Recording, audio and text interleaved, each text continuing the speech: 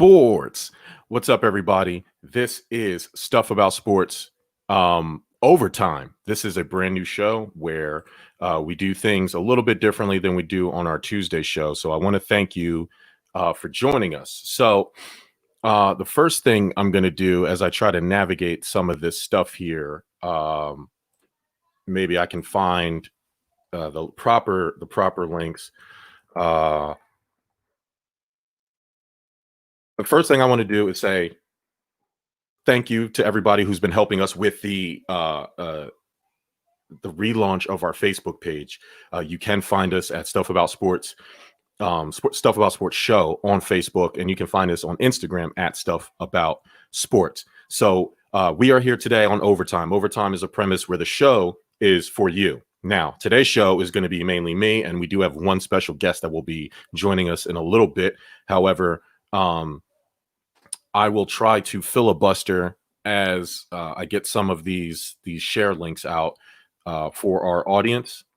I want everybody to be able to join us in a proper manner as soon as I can get it popping. I will. And if you can just bear with me while I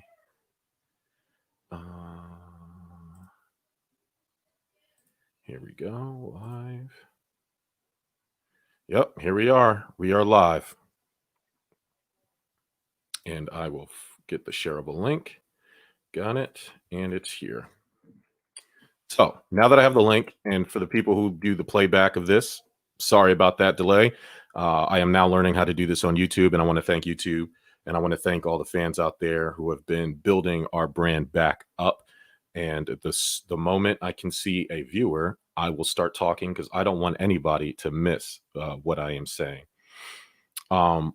We are presented by the Give Us a Shot Network. So if you are looking for a podcast to listen to, or you have a podcast already and you don't know how to monetize it from it, you don't know how to promote it properly, please head on over to www.giveusashot.network and hit the join the network link, and it'll give you this cool little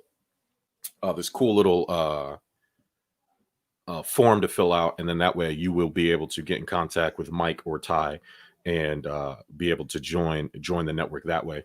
If you need a buffet list of items to listen to, you can definitely listen to the Give Us a Shot Network list of podcasts. We have Paint Train, Pipe Bomb. You have Stuff About Sports. You have The Divide. You have Paint Train, Pipe Bomb, Big Easy Podcast, Mall Practice, Smart Out Club, and you have also of course, Stuff About Sports. So while we're here, the James Harden trade, big trade in the NBA. I had to do this special episode. Again, the premise of Overtime is I would like you to be involved in our show. So you watch our show on Tuesday, you may disagree with some of our topics or some of our takes. Mostly, a lot of people disagree with my takes, and that's cool. This is your shot to get at me. If you have a take that you disagree with, and every week I will be putting out a topic list. If you have an opinion on those takes, you can either leave us a voicemail, and that phone number is 929-379-6996. That is the network voicemail line. Or if you want to record a video, and obviously don't make it an hour long, but if it's 30 seconds, if it's 5 minutes, whatever, send it over to hey@giveusashot.network, and I will play it on Overtime, depending on what the topic is. I want everybody to be involved. I want everybody to feel like this is their platform just as much as it is mine. So here we go. The Brooklyn Nets trade for James Harden. We were wondering what was going to happen. If you've watched basketball or you follow basketball and you watched the last couple games, the last couple days, this was pretty much an inevitable thing that was going to happen. So let's go over what the Rockets get. The Rockets get Victor Oladipo from Indiana. They get Rodions Kuric. They get Dante Exum. They get 4 unprotected first-round picks. That's 2022. That's 2024. 2026, and then they get a pick that Brooklyn had from Milwaukee in 2022. And then on top of that, they get 4 unprotected first round pick swaps, and that's this year or next year, 2021, 2023, 2025, and 27. All of that and all the Nets get in return is James Harden. The Pacers will get Caris LeVert, and they'll get a 2023 second round pick from Houston. And then the Cavaliers, who for some reason are stockpiling on centers, will get Jared Allen and Taurean Prince. And so the first thing I thought of when I saw this trade was, man, this is an awful trade. This is an awful trade for Brooklyn. You can't do this. You can't. I mean, for one guy, you have spent years after recovering from Billy King's awful trade of getting Kevin Garnett and Paul Pierce, and then what you do is you finally build a team, and then you have enough to get Kevin Durant and Kyrie Irving, and all of a sudden they're gone. And so it doesn't make sense to me why you would do this, especially now for one guy. Think about this. James Harden has 1 year left on his contract. Kevin Durant and Kyrie Irving both have 2 years left on their contracts. If you look at the bevy of picks, I mean, only like 3 or 4 of these picks are going to be gone by the time they're gone. So in 2024, when presumably Brooklyn's going to have to start rebuilding, oops, and maybe the next LeBron James or Kevin Durant is in those drafts, they're going to have to ship those picks to a Rockets team that is going to be front loaded and back loaded and probably on their second or third championship run. That's how lopsided they fleeced the Brooklyn Nets. So for our first reaction, again, this is the overtime experience, so I want to get the fans involved as quickly as possible. Now that I've laid down the groundwork, here is Give Us a Shot Network founder Ty, who will be giving us his take on even this what it means for the Sixers, because he's me and him are Sixers fans. So this is what he thinks about that trade, and we will find out. Here we go. Sorry about that. I'm pretty sure that the audio was not playing. And sorry, this is live. I am going to try to add this to the stream right now again. And we're going to share audio. There we go. Boom. Share it. Back for a Stuff About Sports overtime edition to give my thoughts on the Harden trade. God damn it. I am so upset for multiple reasons. First of all, I was already in the camp of, let's just fast forward to Lakers Nets. Let's just fast forward to the finals. I'm a basketball fan. Forget the Sixers for a second. I want to see it. I wanted to see the Nets after they got some chemistry throughout the season. I wanted to see them against the Lakers. I was like, that's going to be a nice series. I was just already looking forward to that. And now you add Harden. I understand the Nets might lose a little bit of chemistry, but it doesn't matter. Harden is the second best scorer in the league behind Durant. So now you have the two best scorers on the same team. Just forget about Kyrie for a second. Kyrie can get cut, and it doesn't matter. They're going to score so many points. It's not going to matter. And now that Durant is the champion with the Warriors, he knows how to play. He knows what to do. Durant's not going to just hold the ball and all. Durant's going to make sure this team is led the way it needs to be led, and he's going to make sure they play the right kind of ball.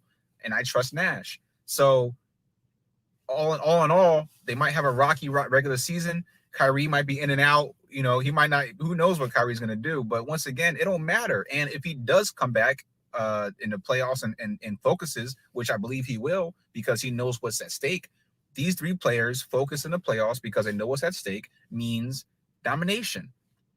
That's all, period. Nobody in the East can touch them. Oh, man, it's very upsetting, especially because there's reports now coming out about the Ben Simmons being offered. I'm also worried that that's going to mess up Ben Simmons, going to piss him off, and he's going to demand a trade now or just play not that well anymore because he's like, screw y'all, screw you Sixers. Man, so I'm just upset on two different fronts. As a Sixers fan, I'm upset that we were, that we let this report come out, that we're shopping our second best player and our floor general. I'm upset about that. And then, now we gotta, now we have no chance against the Nets, in my opinion. Hopefully it blows up in their face. I doubt it. I don't think it matters, even if Kyrie disappears and even if Harden doesn't get in shape. I don't think it matters. So, goddamn. Let's fast forward to next season. Oh, I want to see the finals. I want to see Lakers and Nets, and then hopefully the Sixers have a chance next season. That's all I can say. All right, guys. Love you all. Peace and blessings. Stay blessed.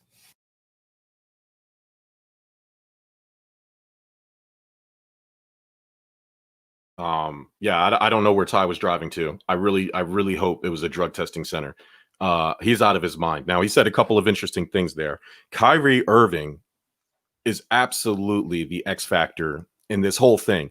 And it's part of me is saying, well, I'll get to that in a second. These stars get coddled a lot, and that's what happened to James Harden. Houston coddled him his entire career there. He went from sixth man to, the man. So I don't know how he's going to try to reacclimate to trying to be a part of a team. You'll get 45 minutes of James Harden being able to score the ball great and the rest of his teammates standing there and watching him. But then, as you can see, you'll get him in the last closing minutes of a game, or especially in the playoffs, where he just completely disappears. But back to Kyrie Irving.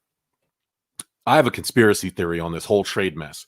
And my conspiracy theory is Kyrie Irving knew the whole time, from the moment he decided to basically quit on the team, that the Nets were going to trade for James Harden. And it's based on a few observations here. Kyrie Irving was balling out. In his last game, they blew out the Jazz. Kyrie Irving went nuts. And then all of a sudden, out of nowhere, I know the Capitol thing happened, but all of a sudden, he's taken off for personal reasons. Like, then you find out his sister had a birthday party.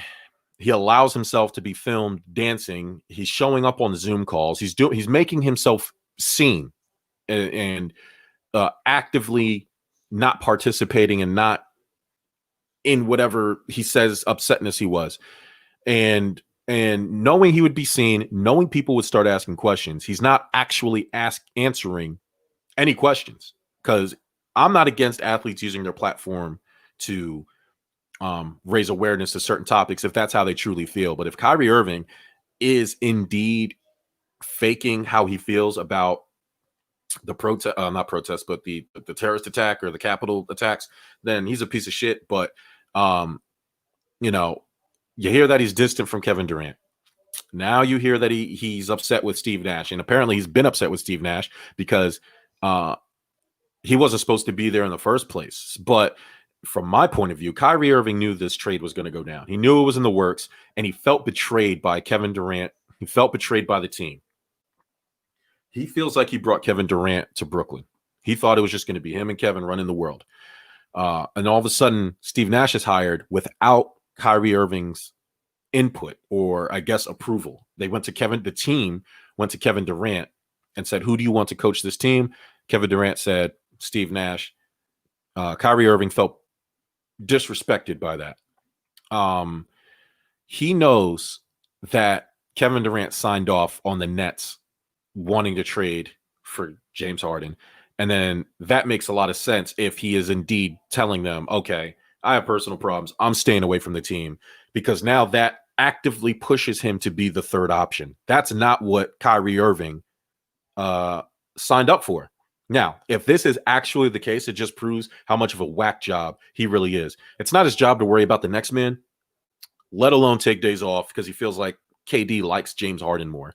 I would say Kyrie Irving needs to grow up, but we'll see. We'll see how that goes. I personally would expect Kyrie Irving to be traded. I know a lot of people are gonna take a step back from that. I could be reading too much into it. All three of them could be on the same page. I don't know. I'm just going off of what I see. Now back to James Harden's fit on this team. The Brooklyn Nets actively traded their future away for a 2-year window, essentially. James Harden showed up fat and out of shape.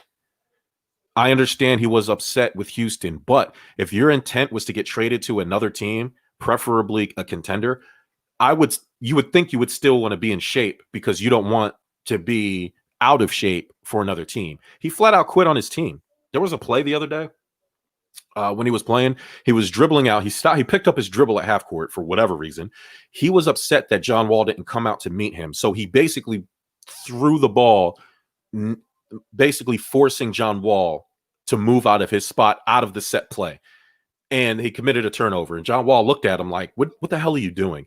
And James Harden looked totally disinterested in that team. That's not a leader. That's not a player. The Philadelphia 76ers completely dodged a bullet there because from all accounts that I heard, they wanted Tyrese Maxey and Ben Simmons and some picks.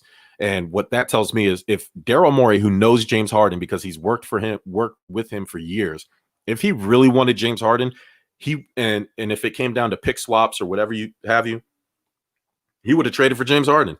But he really didn't want him that bad. He just wanted to see if he can get him 50 cents on the dollar, which I guess I understand. But James Harden is not worth ruining the chemistry of this team, because if you look at this Philadelphia 76ers team, they play like a family. They play like a unit. They just have a bunch of new pieces. Right now, we have COVID and injury issues. We just need to heal up and get more time together. And that thing, I don't see us at our best, anybody beating us in a 7-game series. I'll say it right now. But back to James Harden. He gets credit for being an all-time great, and his superstar treatment is completely unwarranted. He doesn't actively deserve all the credit he gets for being a superstar. That Houston team, the offense, the team, the players involved were all catered for him to score 30 points per game. That's why he has an absurd usage rate. That's exactly why they lose all the time, because he can't be the best piece on a winning team. So now, the reason why he can't be a superstar is because he now has that responsibility lifted off of him because he actively wanted to go to Brooklyn. That's what he said. Hey, I want to go to Brooklyn. And he said that way back in the offseason. And so he wants to do this thing with Brooklyn. He doesn't want all of the pressure of being the number one guy, but he thinks he's going to touch the ball. Let me ask you guys this. Who's going to be the Bosh, the Ray Allen of this trio? Going to defend. We know that. He's a scorer. He can get 25 points in his sleep. Even though, as I said, that team was catered. Everything was catered for him to get those points. He won't play defense. He won't do all the other little things that truly makes a great NBA player. If he's not involved in the play, he'll take himself out of the play. We've seen that countless times. And Houston media in Houston used to make it seem like that was like basketball genius, and then they quickly figured out like, oh wait, no, he's just lazy. That's all that is. That's one of the main things that made Chris Paul angry with him. That's why Chris Paul wanted to get away from James Harden. So he'll take himself out of the play. He always picks the wrong assignments, or he'll stay home on a double team because he doesn't want to do the thing that takes the most effort. He'll box out a guy who's already boxed out and not close on the actual threat because the actual threat is too far. It's too far out of there. So he always takes the closer assignment. He always takes the lazy assignment, whatever one's easier for him. So we'll see what happens with James Harden. It's not a great trade. If this type of trade, for this trade haul, you would want to guarantee a championship. And I don't know. You guys tell me out there. Leave it in the comment section. For what they traded, basically 8 picks, 4 first-round picks, and got rid of 2 young promising talents in Jarrett Allen and Caris LeVert for one guy, for James Harden, who is out of shape, who is notoriously a ball hog, and only has 2 years left on his deal. Does that guarantee you a title? Because it doesn't guarantee one to me. And that's if Kyrie Irving decides to come and play for this team. That is a whole nother podcast. So we'll see. After years of being the man, one-man show, he has to figure out how to be part of a team. But, I mean, if you win 60 games every year and, you make it to the second round and then lose, the trade's a bust. It's a complete bust. So that's my take on the James Harden thing. This has been Stuff About Sports Overtime. Again, I expect in the next few weeks people to join me. This is our show, so I don't care how many it takes. We can host up to 10 people at a time on here. So if you want to join, send me an email, send me a message. I will get you the link. We'll get a day going. If you want to just leave a quick voicemail, again, that phone number is 929-379-6996. Or if you want to create a video like Ty did earlier and send it into us, it's hey, HEY, at giveusashot.network. This has been Stuff About Sports Overtime. I'm Jerm. Stuff About Sports every Tuesday at 8. We'll see you Tuesday. Until next time, peace.